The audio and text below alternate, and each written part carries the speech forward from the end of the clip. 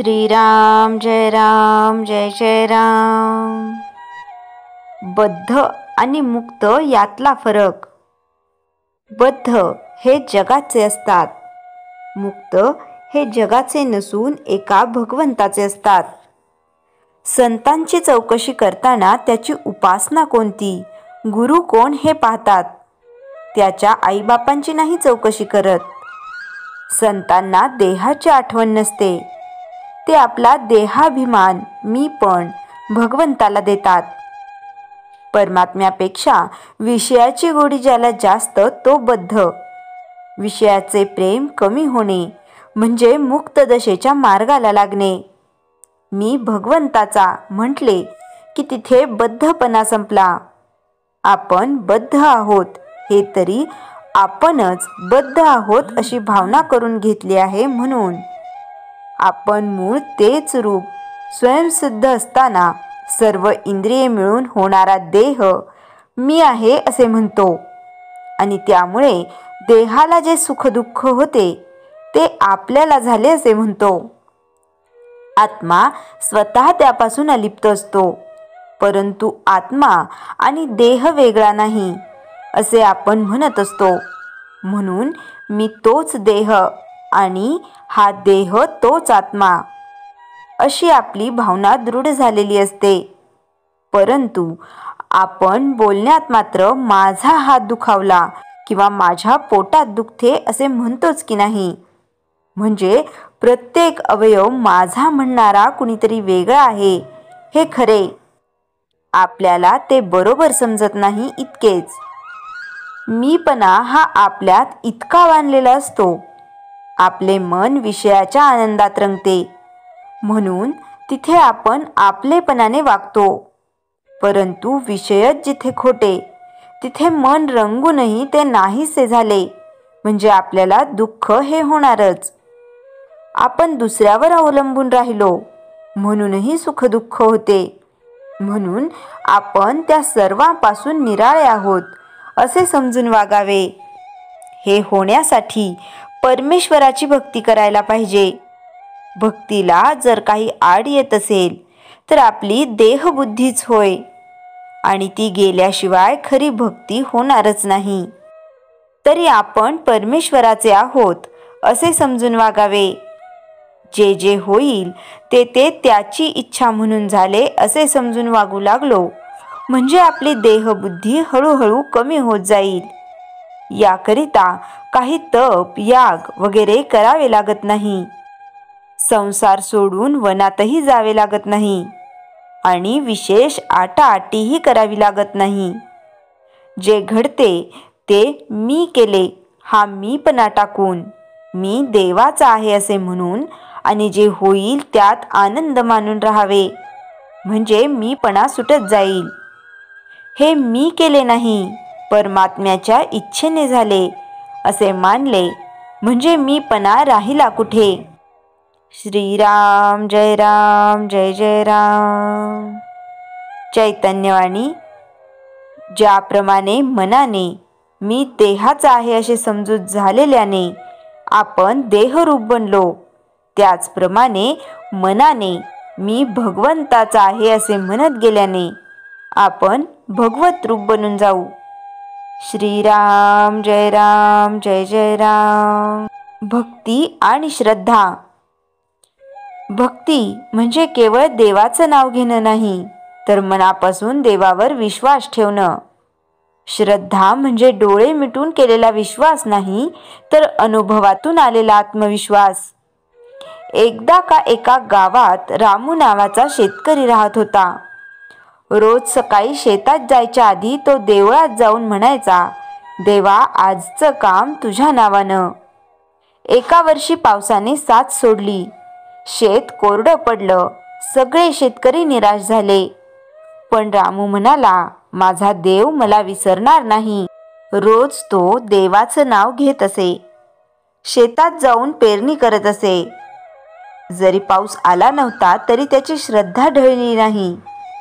गावातील लोक त्याला हसत म्हणाले, अरे वेड्या, पाऊस नाही तरी तू बी पेरतोस.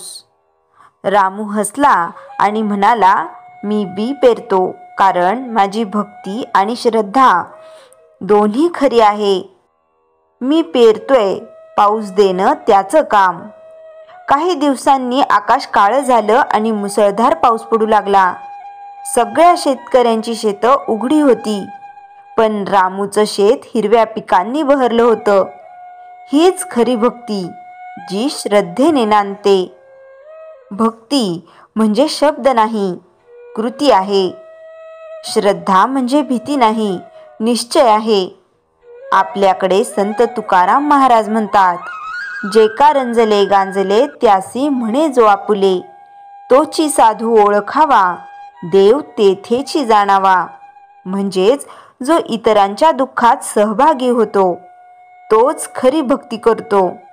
आजच्या काळात आपल्याला मंदिरात जाऊन देव पाहायची गरज नाही, तर आपल्या कृतीत देव दाखवायचा आहे. जिथे करुणा आहे तिथे सेवा आहे, तिथे देव आहे. म्हणूनच भक्ती आणि श्रद्धा या दोन गोष्टी आयुष्यात जपल्या तर कोणतीही अडचण आपल्याला मोडू शकत नाही. भक्तीने मन शांत होतं आणि श्रद्धेने जीवन सुंदर होतं. चला आपणही रामू शेतकऱ्यासारखी श्रद्धा आणि संतांच्या शिकवणीसारखी भक्ती अंगीकारूया. देव आपल्यातच आहे, फक्त मन शुद्ध हवं. श्रीराम जय राम जय जय राम. अमृतधारा. नाम हे निसरडे आहे. ज्याला उपाधी कमी ते निसरडे. अंगाला लावून न घेणे ते निसरडे. त्याला चिटकून राहत नाही ते निसरडे. पाय ठेवला तर घसरते ते निसरडे. गवत असेल तर निसरडे होणार नाही. तसे नामात राहिले तर प्रपंच करूनही त्याचा विचार चिटकू देत नाही, नाहीतर त्यालाच उपाधी लागेल. नाम घेऊन प्रपंच घ्या, प्रपंच घेऊन नाम घेऊ नका. नाम घेताना प्रपंच करा, प्रपंच करताना नाम घेतले तर ते खरे नाही. नाम घेतले तर पैसा नाही मिळणार, पण शेवटी कल्याण होईल. नामात राहावे, पैसा कमावला पण भगवंत गमावला, मग काय उपयोग. भगवंत टिकवावा, त्याचा विसर पडू देऊ नये. अमुकच करावे असे नाही, भगवंताचे स्मरण राहील असे करावे. स्मरणाकरिता गाठी मारीत तसे भगवंताचे स्मरण राखावे. माणसाला विस्मरणाची अत्यंत आवश्यकता आहे. त्याकरता दुसरे काहीतरी अनुसंधान पाहिजे, ते नामाने लागते. प्रत्येकाला आनंदी असावेसे वाटते. मी भगवंताचा अंश आहे, त्याच्या आनंद स्वरूपाला धरून आनंदाची इच्छा आहे, तसेच आनंदरूप राहावे असे वाटते. ते सत्स्वरूपाला धरून आहे, मग आनंद का मिळत नाही. तर ज्या मार्गाने जायला पाहिजे तो आपण आचरित नाही. मनुष्याला आनंद स्वाभाविक आहे, म्हणून तो तात्काळ मिळवावासा वाटतो. आनंद उपाधिरहित पाहिजे. आमच्या आनंदाला विषयाची उपाधी आहे, कारण त्यातच आमचा आनंद आहे. आनंद पाहिजे, पण तो टिकण्यासारखे वागले पाहिजे. ते काय वागले पाहिजे, तर ज्याच्याजवळ आनंद आहे तो आपल्याला पाहिजे. त्याचा सहवास ठेवला तर आनंदी होता येईल. तो भगवंत आहेच, पण त्याचे वर्णन असे आहे की तो कसा मिळेल ही भीती वाटते. गावचा तलाठी जसा गावचा राजा, तसे संत देवाच्या घरून आले, म्हणून संतच आम्हाला योग्य आहेत. म्हणून संतांच्या सहवासात राहिले तर भगवंत मिळेलच. अमृतधारा. भगवंत कसा मिळतो ते कळते, पण वळत नाही. त्याला एकच उपाय, अनन्य शरणागती पाहिजे. इतराची अपेक्षा नसावी. अनीती अधर्म सोडावे. परस्त्री परधन परनिंदा यापासून दूर राहावे. पैशासारखा शत्रू नाही, तो जरूर आहे, पण कोळशासारखा वापरावा. परनिंदा करणे म्हणजे भगवंताला दोष देण्यासारखे आहे. बाकीच्या बंधनांना फार महत्त्व नाही. अमुक केले तर अमुक होत नाही असे नसावे. नामाला बंधन होईल असा नियम नको, फार बंधन लावू नये. नाम पेढ्यासारखे आहे, ते कसेही घ्यावे. नाम तळमळीने घ्यावे. गजेंद्राने प्रल्हादाने तळमळीने भगवंताला हाक मारली, तशी तळमळ हवी.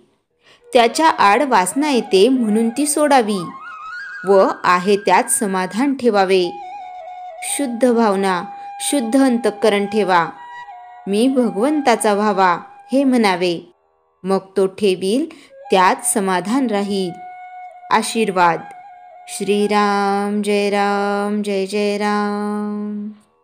उद्याच्या भागापासून ज्ञानेश्वरीचे अध्याय, संक्षिप्त स्वरूपात अर्थ व जीवनशैलीत त्याचा उपयोग हे भाग टाकण्यात येतील. कृपया आवडल्यास नक्की कमेंटमध्ये सांगा. धन्यवाद. श्रीराम जय राम जय जय राम. जयाच्या जनी जन्मनामार्थ झाला, जयाने सदा वासनामात केला. जयाच्या मुखी सर्वदा नाम कीर्ती, नमस्कार तया ब्रह्मचैतन्य मूर्ती. श्रीराम जय राम जय